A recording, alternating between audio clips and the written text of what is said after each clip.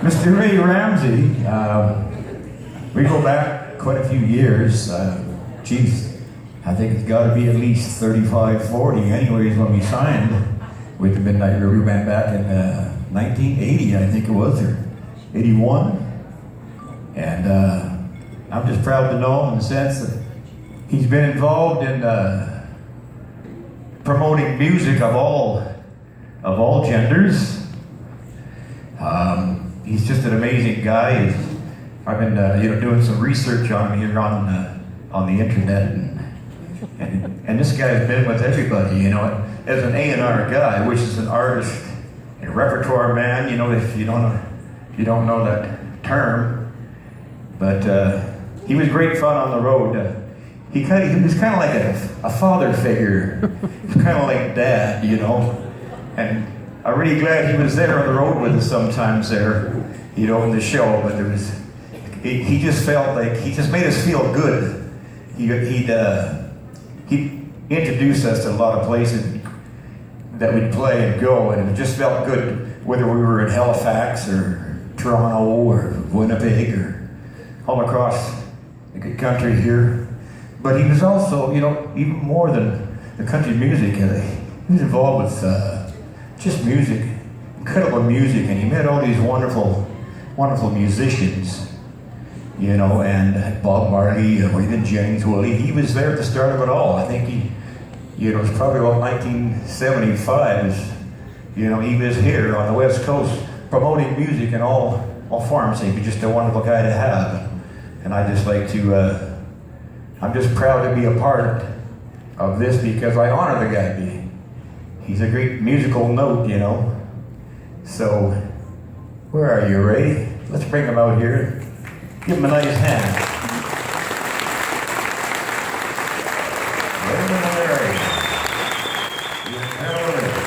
So for all the back trips off stage and the wrestling in the rooms, I hope you remember that good stuff.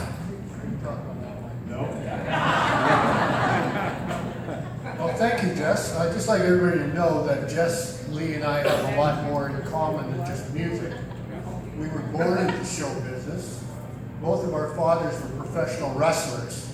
So whatever else happens tonight could all be fixed.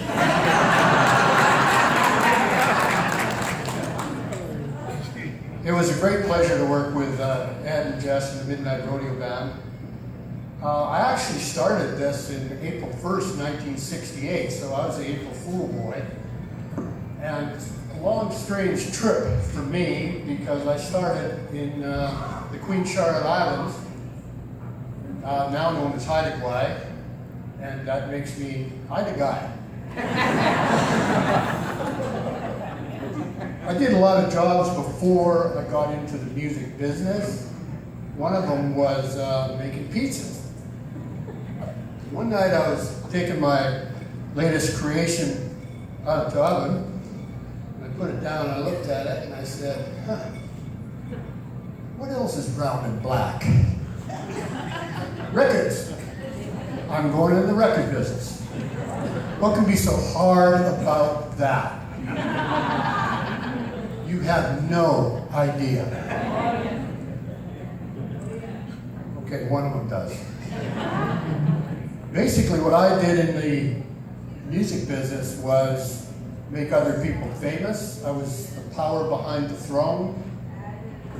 I would take an artist, like Jess, for example, and work the media, all my wonders, and get him to the point where he could be recognized in restaurants.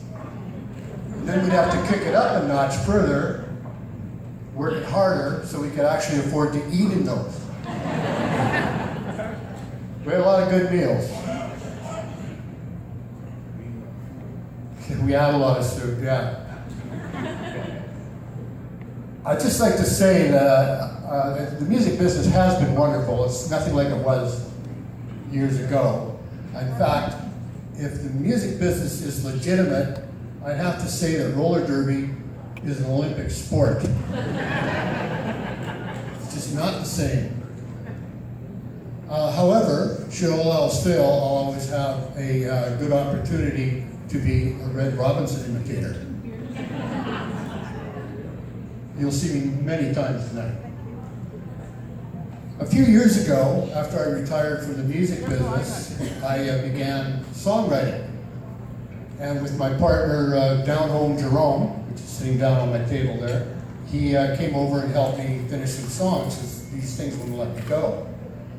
And the first song we finished was called The Waitress, which is a tribute to the ladies who serve and tend bar with all those obnoxious drunk men leering, drooling, and they put up with it. So I wrote this song with Jerry's help, and we continued to write, and we finally got to the point where we could go into the studio. And I'd like to say at this point, this is a wonderful backing unit. These guys are terrific. I myself am the world's worst guitar player. For a guitar player, I'm a pretty good drummer. And Jerry Adolph, I told him earlier, I said, when I die, I'm going to your house.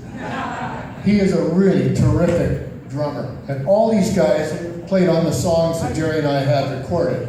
So I know what I'm talking about. They're terrific. I call them the Plumbers. They're a crack band, but I just don't say that to their face.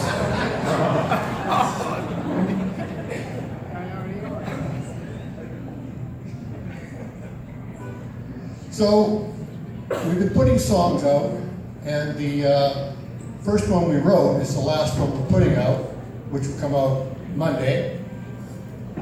And it's Waitress, as I said. It's been interesting working these songs without an actual record label. In fact, I decided to call our company Cold Case, because we can't get arrested. We keep trying, crime after crime, and we're putting this one out. And this actually, for the length of time it took for it to come out, is going to be a fast record, because Big Radio has told me in Vancouver that they're not going to play this thing. Which in a way is a bit of a relief for me, because I don't have to stew around waiting for people to not return phone calls or emails, to not tell me they're not playing the record. So that's fine. However, if you'd like to hear the song, you can go on the BCCMA website, click on my mugshot, and there's a link there that'll take you to the song. Actually, there's 3 versions of it, and you can enjoy the heck out of it. So please feel free to do that. If you like the song, tell your radio station. If you don't like it, tell your cat. I don't want to hear about it. So, 48 years down the road now, in the music business, and I thoroughly enjoyed it. And I'm thoroughly honored to be here tonight as being inducted as someone who, at least I hope, originally had some impetus in moving the BCCMA up to what it is today from what it was in 1978.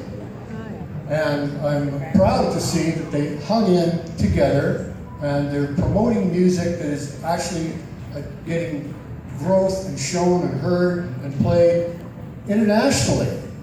We're not just in the little bars and coffee shops anymore, so we growed up. So, in closing, I'd like to say thank you so much for honoring me. Very, very good. 2016 Hall of Fame inductee, Julian.